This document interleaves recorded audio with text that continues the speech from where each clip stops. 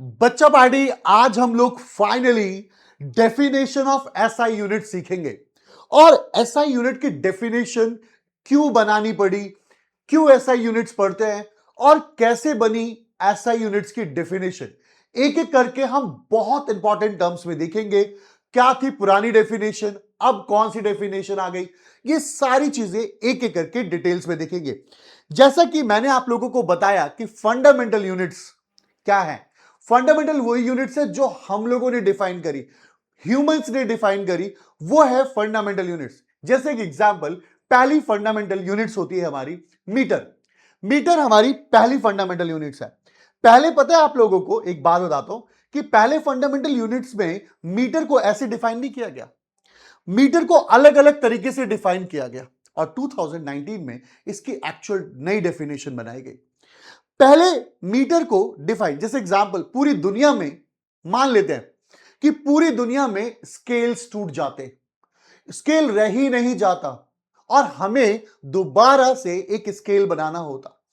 तो ऐसा यूनिट्स को डिफाइन करने के पीछे पर्पस है कि आप यहां पे बैठे हैं, आप कहीं पे भी बैठे हैं, एक साइंटिफिक पैमाना, साइंटिफिक मेजरमेंट, उसको यूज करके आप कहीं पे भी बैठकर एक स्केल डिजाइन कर सके, एक मीटर स्केल डिजाइन करें। नॉट मीटर, केजीबी, सेकंड को भी डिफाइन कर सके कहीं पे भी बैठ के। अगर दुनिया पूरी तरीके से सारी चीजें, मतलब ऐसा मान लेते हैं कि अगर ऐसा हो जाता तो हम दोबारा रीस्ट्रक्चर और रीडिफाइन कर सके, इसी यूनिट्स बनाई गई। तो ऐसे ही बनाई गई मीटर की डेफिनेशन। तो मीटर की डेफिनेशन को जानने से पहले हम आपको बताते हैं कि metre is the SI unit of length. तो लेंथ की यूनिट में मीटर में क्या हुआ, पहले मीटर को एक फिजिकल स्टैंडर्ड के रूप में डिफाइन किया गया। कहा गया, अरे एक दुनिया में से एक बंदा आया, उसने कहा यार ये सुनो, ये पेन है ना, ये 1 मीटर मानेंगे दुनिया आज तक। पूरी दुनिया उसे 1 मीटर मानने लगी। अच्छा, ऐसा क्यों हुआ, क्यों सर हम माने उसकी बात? मेरा देश मैं अपनी अपनी यूनिट्स मानूं, उसका देश अपना वो अपनी यूनिट्स माने, हम क्यों माने किसी की बात? एक्चुअली में अगर कॉमन सिस्टम नहीं होता तो हम एक दूसरे से कम्युनिकेट नहीं कर पाते, हम इंपोर्ट एक्सपोर्ट नहीं कर पाते। जैसे एग्जांपल, मैं वही वाली बात हो गई कि एक दुनिया में, मतलब मान लेते हैं इंडिया में एक राजा है और इंडिया का राजा कहता है मैं तो भाई ए को ऐसा लिखूंगा। वही अमेरिका का राजा है, वो कहता है मैं तो ए को ऐसा कुछ लिखूंगा। और दूसरे देश का एक राजा है, उसने कहा ए को मैं ऐसा लिखूंगा। हम तीनों के तीनों एक दूसरे की बात को नहीं समझ पाते, इसीलिए कॉमनली अल्फाबेट्स भी डिफाइन किए गए कि ए ऐसा ही मानेगा, पूरी दुनिया ए से ऐसा मानती है, बी ऐसा मानती है तो बी ऐसा ही मानती है। तो ऐसे ही रीडिफाइन करने के लिए हमने इन सारी चीजों को बनाया। तो मेरा बच्चा पहले क्या हुआ, उसे एक फिजिकल स्टैंडर्ड के रूप में डिफाइन किया गया। बाद में मीटर को क्रिप्टॉन 86 रेडिएशन की वेवलेंथ के आधार पर डिफाइन किया गया। फिर मतलब ये सारे फिजिकल ऑब्जेक्ट्स थे। अब फिजिकल ऑब्जेक्ट्स में प्रॉब्लम क्या है कि वो टाइम के साथ बदल जाते हैं। तो हमें कुछ एक ऐसी यूनिट्स डिफाइन करनी थी जो बिल्कुल फिक्स रहे और टाइम के साथ चेंज ना हो। तो हमने क्या किया, एक एडवांस लेबर्टी सिस्टम में किसकी यूनिट्स को डिफाइन किया, लेंथ की यूनिट को डिफाइन किया। अब कैसे लेंथ की यूनिट को डिफाइन किया गया, हमने स्पीड ऑफ लाइट को यूज करके, हमने मीटर की डेफिनेशन बनाई। अब स्पीड ऑफ लाइट यूज करके कैसे बनाई वो मैं आपको थोड़ा सा पहले बता देता हूं, ध्यान से सुनिएगा। पहले यूनिट्स को डिफाइन कैसे किया गया। अच्छा, आपके पेपर में बस इतना ऐसा लिखना होगा, बट मैं थोड़ा फील के लिए, थोड़ा पता चले कि एक्चुअली में ये बनी कैसे, ऐसा ही यूनिट्स कैसे डिफाइन हुई, वो बताने के लिए मैं आपको सारी चीजें बता रहा हूं। तो मीटर को कैसे डिफाइन किया गया, मीटर को कहा गया metre is what, it is the SI unit of length. 1 metre को डिफाइन करने के लिए कहा गया, it 1 metre is the length, वो लेंथ है जो लाइट ट्रैवल करती है, path travel by the light, जो लाइट ट्रैवल करती है वैक्यूम में during a time interval of इतना, इतने टाइम इंटरवल में, इतने टाइम इंटरवल में जो लाइट डिस्टेंस ट्रैवल करेगी उसी को 1 मीटर का नाम दिया। अब आप सोच रहे होंगे कि मतलब आपको पता है ना, time equal to what, distance upon a speed. तो यहां से हमने मीटर को डिफाइन किया। अच्छा, अब क्वेश्चन आएगा सर चलिए ठीक है, मैं एग्री करता हूं, हमने स्पीड ऑफ लाइट ही क्यों लिया? स्पीड ऑफ लाइट के पीछे पहली बात तो हाईली एक्यूरेट था। स्पीड ऑफ लाइट एक फंडामेंटल कांस्टेंट वैल्यू है जो बदलेगा नहीं, टाइम के साथ नहीं चेंज होगा। ये एक यूनिवर्सल स्टैंडर्ड वैल्यू है। इसी वजह से हम लोगों ने मीटर की डेफिनेशन को बनाने के लिए क्या किया? लाइट, स्पीड ऑफ लाइट का यूज किया। अब मैं आपको बता रहा हूं इसमें और भी चीजें हैं, मतलब फिर भी आपको पता होना चाहिए, बेसिक पता होना चाहिए कि स्पीड ऑफ लाइट को ही क्यों लिया। तो आई होप सो अब आपको पता चल गया कि दुनिया में कोई भी कहीं पे भी बैठा होगा, वो अपना एक स्केल डिजाइन करना चाहता होगा और पूरे सारे दुनिया के स्केल्स टूट गए, तो वो अगर स्केल बनाना चाहता हो तो वो स्पीड ऑफ लाइट को यूज कर कर बना सकता है। इसमें और भी चीजें हैं बट इनफ है, 11th क्लास के लिए इनफ है, इतना जानना काफी है।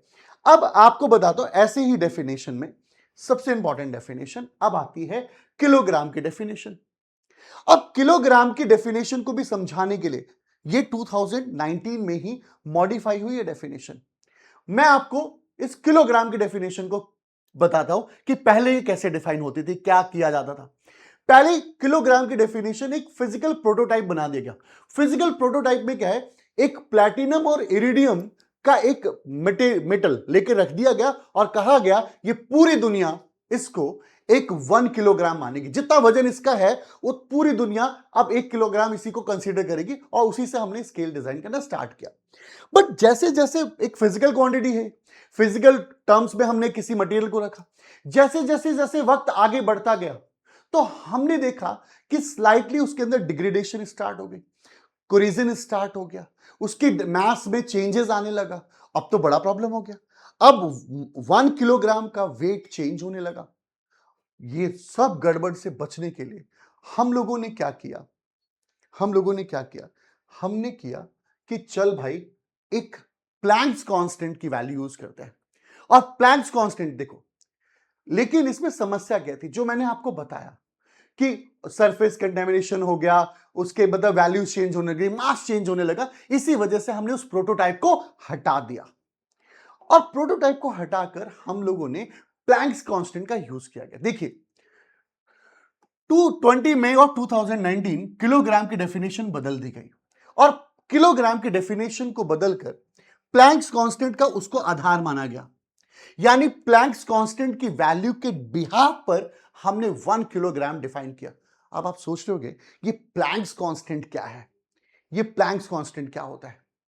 मतलब आप समझ पा रहे हैं कि पहले एक प्रोटोटाइप हुआ करता था, उसके फिजिकल मास को ही हम लोग पूरी दुनिया 1 किलोग्राम, भाई वो समय के साथ बदलता जाता, कहीं 1 किलोग्राम का डायमेंशन ही चेंज ना हो जाता, 1 किलोग्राम ही चेंज ना हो जाता। इसी वजह से बचने के लिए हमने एक ऐसी वैल्यू फिक्स करी जो हमेशा कांस्टेंट रहेगी, जो वक्त के साथ नहीं बदलेगी, और वो था प्लैंक्स कांस्टेंट। अब आप सोच रहे हो कि प्लैंक्स कांस्टेंट क्या है? बहुत फेमस सी इक्वेशन है एनर्जी की, E equal to H nu, light की एनर्जी। यहां पर E एनर्जी को इंडिकेट कर रहा है, H प्लैंक्स कांस्टेंट को इंडिकेट कर रहा है और न्यू फ्रीक्वेंसी को इंडिकेट कर रहा है। और प्लैंक्स कांस्टेंट की वैल्यू होती है 6.626070015 इंटू 10⁻⁻34 जूल सेकेंड होता है। अब मेरा बेटा प्लैंक्स कांस्टेंट को यूज करके सर कैसे हम लोगों ने 1 kg डिफाइन किया? बात समझ नहीं आई। देखो पेपर में डेफिनेशन उतनी ही लिखनी है, पर 1 किलोग्राम को थोड़ा डिफाइन किया गया, थोड़ा सा तो आपको एडवांस पता होना चाहिए कि एक्चुअली में 1 किलोग्राम को कैसे डिफाइन किया। तो यहां पे 1 किलोग्राम को डिफाइन करने के लिए किबल बैलेंस का यूज किया गया। अब किबल बैलेंस कैसे काम करता है, पहले आपको बता दूं कि प्लैंक्स कांस्टेंट में, प्लैंक्स कांस्टेंट की वैल्यू इतने जूल सेकेंड थी। 1 जूल की वैल्यू 1 किलोग्राम मीटर स्क्वायर पर सेकेंड स्क्वायर होती है। 1 जूल को हम इतना लिखते हैं। अगर मैं कहूं कि H equal to 6.626070015 into 10⁻34 joule second, joule की जगह पर मैं क्या रखता? 1 किलोग्राम मीटर स्क्वायर पर सेकेंड स्क्वायर, ये जूल की जगह पर रख दिया मैंने। और जूल की जगह पे अब हमें पता है यहां पे सेकेंड था, तो 1 सेकेंड यहां लिख देता हूं, तो इसकी पावर 1, तो अब न्यू यूनिट्स क्या बनेगी, केजी मीटर स्क्वायर पर सेकेंड 1। तो हमारे पास प्लैंक्स कांस्टेंट की वैल्यू ये हुई। सर किबल बैलेंस का यूज करके कैसे किया गया, आप देखिए तो सही किबल बैलेंस का यूज करके कैसे बनाया गया, देखते जाइए आप। किबल बैलेंस, किबल बैलेंस में इलेक्ट्रिकल पावर और मैकेनिकल पावर को इक्वेट किया जाता है। Mechanical power, this is a mechanical power and this is a electrical power. एक बैलेंस, यहां पे इलेक्ट्रिकल पावर लिया जाता है और यहां मैकेनिकल पावर। इन दोनों को इक्वेट करके हम लोग एक किबल बैलेंस बनाते हैं, कि वहां मास को डिफाइन करते हैं। कैसे करेंगे देखो, V यहां पर वोल्टेज है, I यहां पे करंट है, M यहां मास है, G acceleration due to gravity है और V वेलोसिटी है। V और I एक इलेक्ट्रिकल इफेक्ट दिखाते हैं। यहां से अगर M की वैल्यू निकालूं तो M इज VI अपॉन में GV। ये V वोल्टेज है और ये V वेलोसिटी है यार, याद रखना ये प्लीज। ये वोल्टेज है, ये बड़ा V और ये छोटा V है, ऐसे डिफाइन किया है।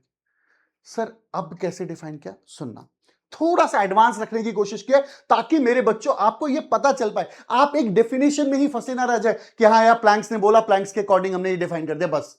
वो पेपर में मार्क्स के लिए ठीक है, पर फील के लिए क्या है, फिजिक्स को फील करना है यार, पता चलना चाहिए कि एक्चुअली में आया कैसे। तो यहां पर जॉब्सन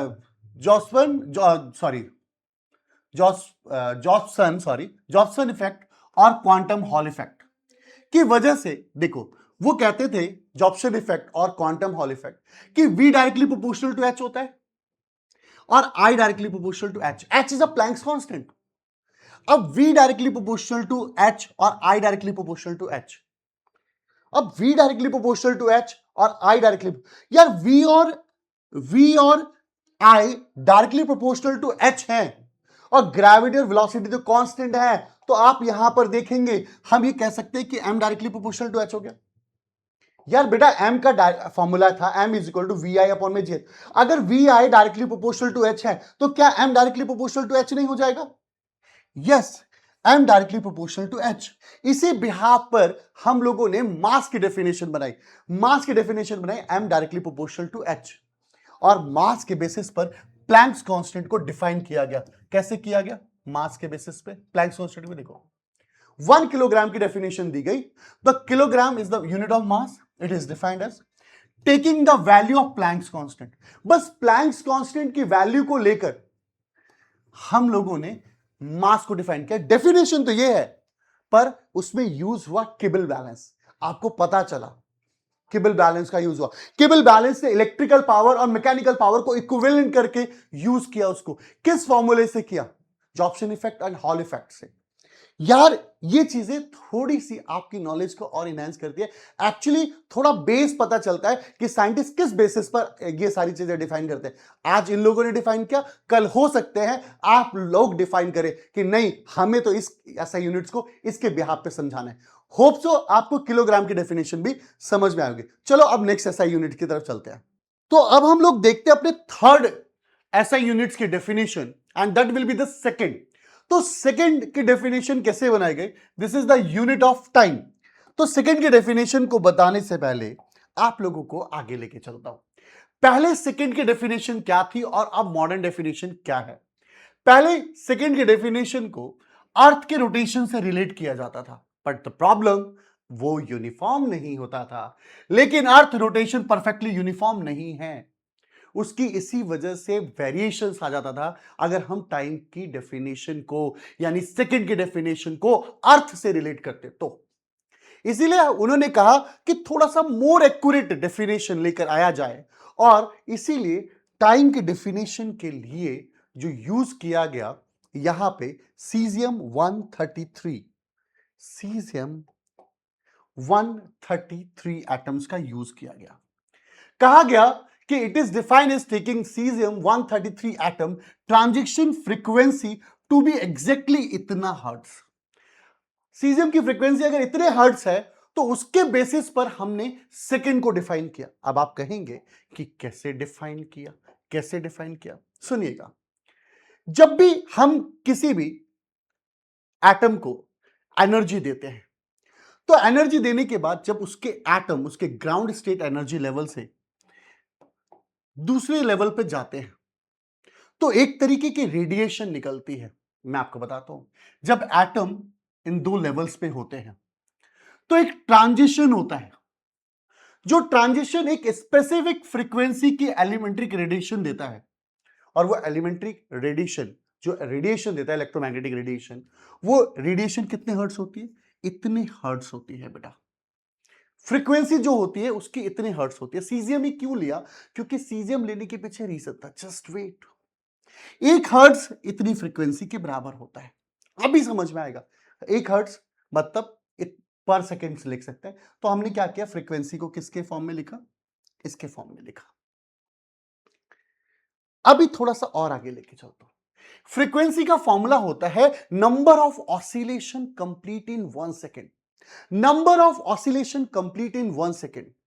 तो number of oscillation complete in 1 second, तो मेरा बच्चा, अभी आपने फ्रीक्वेंसी देखा इतना, इतनी फ्रीक्वेंसी, यानी इतने ऑसिलेशन इन 1 सेकेंड। यानी कितने ऑसिलेशन हुए? इतने ऑसिलेशन 1 सेकेंड में हुए। ऑसिलेशन का मतलब नंबर ऑफ साइकिल्स कंप्लीट करना। जो रेडिएशन की बात कर रहा हूं, जब एक एटम एक एनर्जी लेवल से दूसरे एनर्जी लेवल में जाएगा तो वो कितने 1 सेकंड में कितने साइकिल्स कंप्लीट करेगा। यानी 1 सेकंड का मतलब है कि अगर सीजियम 133 एटम का जो फ्रीक्वेंसी है, मतलब जो फ्रीक्वेंसी निकल रही है, जो लाइट रेडिएशन निकल रही है, उस रेडिएशन के जो साइकिल्स है, अगर इतने साइकिल्स कंप्लीट हो 1 सेकंड में, अगर इतने साइकिल्स कंप्लीट हो रहे हैं तो हमने उसको 1 सेकंड नाम दिया। आप समझ पा रहे हैं? जैसे एक एग्जांपल लेता हूं मैंने कहा ये 1 2 3 3 साइकिल्स कंप्लीट हुए। 3 साइकिल, मैंने इस 3 साइकिल को 1 सेकंड में नाम दिया। तो मैं कहूंगा कि ये 3 साइकिल अगर बन रहे हैं तो इसको 1 सेकंड मान लिया जाएगा। बट मैं एक एग्जाम्पल के तौर पर बता रहा हूं, जब किसी भी एटम में कोई भी इलेक्ट्रॉन एनर्जी गेन करने के बाद एक एनर्जी लेवल से दूसरे एनर्जी लेवल पे जाता है और जो रेडिएशन रिलीज करता है उसकी जो फ्रीक्वेंसी है, उसकी फ्रीक्वेंसी इतनी होती है। फ्रीक्वेंसी इतनी होने का मतलब है इतने साइकिल्स कंप्लीट कर रहा है। फ्रीक्वेंसी रिलीज हो रही टू ऐसे करके होगी, ऐसे करके होगी, यानी इतने साइकिल्स कंप्लीट कर रहा है। यानी अगर 9192631770 साइकिल कंप्लीट कर रहा है, इतने साइकिल कंप्लीट हो जाएंगे तो उसको हमने नाम दिया कि 1 सेकंड रहेगा। दुनिया में अगर कभी भी इस पैरामीटर को यूज करके कभी भी कोई भी 1 सेकंड की डेफिनेशन बना सकता है और 1 सेकंड को प्रूफ कर सकता है, बना सकता है, यूज कर सकता है। होप सो 1 सेकंड समझ में आया होगा। अब हमने डेफिनेशन देखी इलेक्ट्रिक करंट की। The next SI units ampere, unit of electric current. Unit of electric current को डिफाइन करने के लिए हम लोगों ने चार्ज का यूज किया। चार्ज की वैल्यू, एक इलेक्ट्रॉन के चार्ज की वैल्यू इतनी होती है। अब वो कैसे किया दिखाता हूं। करंट का formula I equal to Q by T होता है। Current is I equal to Q by T, और Q को NE लिखते हैं, 10th क्लास में पढ़ा होगा, quantization of charge, Q equal to NE। बेटा I is a 1 ampere, Q is a coulomb, time is a second. अगर मैं Q इक्वल टू NE बात करूं और यहां से N निकालूं, Q अपॉन में E, Q is a 1 coulomb और E की वैल्यू इतनी है, कूलम से कूलम कैंसिल, यानी इतने इलेक्ट्रॉन्स ट्रांसफर हुए 1 सेकंड में। अगर एक कंडक्टर में से 6 इंटू 6.24 इंटू 10 की पावर 18 इलेक्ट्रॉन ट्रांसफर हो जाएं 1 सेकंड में, 1 सेकंड में 6.24 इंटू 10 की पावर 18 इलेक्ट्रॉन ट्रांसफर हो जाएं 1 सेकंड में, तो हमने उसकी वजह से जो करंट पैदा होगा वो करंट 1 एम्पियर के बराबर होगा। That will be the 1 ampere. तो हमने इसकी डेफिनेशन 1 एम्पियर रखी and that will be the 1 ampere. Hope so clear है मेरे बच्चे? आगे लेके चलता हूं। The next definition is kelvin, the unit of temperature. Unit of temperature को डिफाइन करने के लिए हम लोगों ने हम लोगों ने यहां पर बोल्ट्जमान कांस्टेंट की वैल्यू यूज करी, बोल्ट्जमान कांस्टेंट की एग्जैक्ट वैल्यू यूज करी। अब बोल्ट्जमान कांस्टेंट की वैल्यू यूज करने के पीछे क्या रीजन था, मैं आपको बताता हूं। बेटा, एनर्जी का फॉर्मूला होता है, एनर्जी का फॉर्मूला होता है E approx K B T. तो यहां से टेम्परेचर निकाला, E अपॉन में K B is a Boltzmann constant. तो जिस तरीके से हम लोगों ने लेंथ के लिए, जिस तरीके से टाइम के लिए, जिस तरीके से करंट के लिए एक स्टैंडर्ड टर्म लिया, सेम एज इट इज हमने केल्विन को डिफाइन करने के लिए बोल्ट्जमान कांस्टेंट की वैल्यू का यूज किया कि अगर बोल्ट्जमान कांस्टेंट की वैल्यू इतने जूल पर केल्विन हीट ट्रांसफर करे, मतलब हीट क्या, टेम्परेचर को हम इस फॉर्मूले का यूज करके हम लोगों ने 1 केल्विन की डेफिनेशन बनाई। That will be the 1 kelvin. Okay, चलो अब मैं आगे लेके चलता हूं और नेक्स्ट एसआई यूनिट्स के बारे में डिस्कस करते हैं। अब हम लोग नेक्स्ट अपनी 6th एसआई यूनिट्स के डेफिनेशन को देखें तो that will be the mole. Mole is what, unit amount of substance. तो मोल की डेफिनेशन के लिए क्या है यार, मोल के डेफिनेशन के लिए 1 मोल कंटेन एग्जैक्टली इतने एलिमेंट्री एमिनिटीज, इतनी एमिनिटीज को, एलिमेंट्री एमिनिटीज को रखे। जैसे एग्जांपल 12 केले इज इक्वल टू 1 दर्जन होता है, अगर 12 सेब ले लूंगा तो वो भी 1 दर्जन कहलाएगा। तो जिस तरीके से 12 नंबर्स को हमने 1 दर्जन का नाम दिया, सेम एज इट इज इतने एलिमेंट्री एनिमिटीज का, इतने एलिमेंट्री एनिमिटीज का हमने नाम 1 मोल दिया। अब क्या है एलिमेंट्री एनिमिटी, क्या है, 1 मोल हाइड्रोजन एटम लेते हैं, 1 मोल हाइड्रोजन एटम में इतने हाइड्रोजन के एटम है, कितने, इतने। अगर मैं ये बोलूं, अगर मैं ये बोलूं कि 1 mole of H2O, 1 mole H2O अगर बोल दिया मैंने, 1 मोल H2O में कितने वाटर के मॉलिक्यूल्स होंगे, इतने। 1 मोल CO2 बोलो, कितने मोल CO2 होंगे, इतने। तो 1 मोल मींस व्हाट, जिस तरीके से 12 केलो को हमने 12 किलो को 1 दर्जन नाम दिया, सेम एज इट इज इतने एलिमेंट्स पार्टिकल्स को, इतने एलिमेंट्री एनिमिटीज को हमने क्या नाम दिया, 1 मोल के बराबर रखा। हम कहेंगे इतने हाइड्रोजन के एटम है, हम उसे क्या नाम देंगे, भाई 1 मोल है, तू हाइड्रोजन का 1 मोल है। होप सो क्लियर है, और केमिस्ट्री में और ज्यादा बेटर तरीके से इसको समझोगे भी। Now the last is what, candela. Candela is what, it is the SI unit of luminous intensity. और ल्यूमिनस इंटेंसिटी क्या होता है, ल्यूमिनस इंटेंसिटी का मतलब है मेरा बच्चा ब्राइटनेस, कि एक पर्टिकुलर एरिया में से कितनी लाइट निकल रही है। देखिए ना, it is defined as monochromatic, monochromatic मतलब सिंगल लाइट रेडिएशन सोर्स, इतनी frequency with a specific luminous efficiency of इतने ल्यूमिनस पर वॉट, मतलब इतनी लाइट, इतनी फ्रीक्वेंसी की लाइट, इतनी फ्रीक्वेंसी एमिट करे एक पर्टिकुलर डायरेक्शन में। मतलब आपको पूरा पूरा क्लियर करता हूं, देखो ध्यान से मेरी बात समझो, इसको और बेटर तरीके से समझाता हूं। पहली बात समझो कि ल्यूमिनस इंटेंसिटी का मतलब क्या है। ल्यूमिनस इंटेंसिटी का मतलब है लाइट सोर्स की किसी भी पर्टिकुलर डायरेक्शन में विजिबल लाइट एमिट करने की क्षमता। मतलब ल्यूमिनस इंटेंसिटी मतलब एक पर्टिकुलर बल्ब लगा दिया मैंने, एक पर्टिकुलर डायरेक्शन में कितनी लाइट, विजिबल लाइट एमिट कर रही है, विजिबल लाइट, उसकी यूनिट हमने कैंडला रखी। इसको और बेटर से समझते हैं, हमने 540 इंटू 10 की पावर 12 ही क्यों लिया, इतने हर्ट्ज फ्रीक्वेंसी ही क्यों ली, क्योंकि फ्रीक्वेंसी ये रही, फ्रीक्वेंसी स्पीड का फॉर्मूला होता है वेवलेंथ इंटू फ्रीक्वेंसी।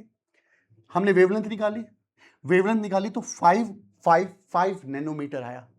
यानी हमने जो स्पेसिफाई किया ये ग्रीन येलो रीजन की वेवलेंथ के बराबर आया। हमने ग्रीन येलो की वेवलेंथ, इसकी इंटेंसिटी ज्यादा होती है, उसी के बिहाफ पर हमने ल्यूमिनस इंटेंसिटी को डिफाइन किया। इसीलिए हमने 540 इंटू 10 की पावर 12 हर्ट्ज लिया। और आप समझिए ना, candela is nothing else, luminous intensity is nothing else. कहां चला गया यार, आजा वापस, बैक नहीं आ रहा। हैंग हो गया। चलो चलो, कोई बात नहीं। तो ल्यूमिनस इंटेंसिटी इज व्हाट एक पर्टिकुलर विजिबल लाइट के बारे में बताता है। होप सो सारी ऐसा यूनिट्स क्लियर हो गई होंगी। मिलते हैं ऐसे ही नेक्स्ट वीडियो में, तब तक के लिए बाय बाय मेरे दोस्त।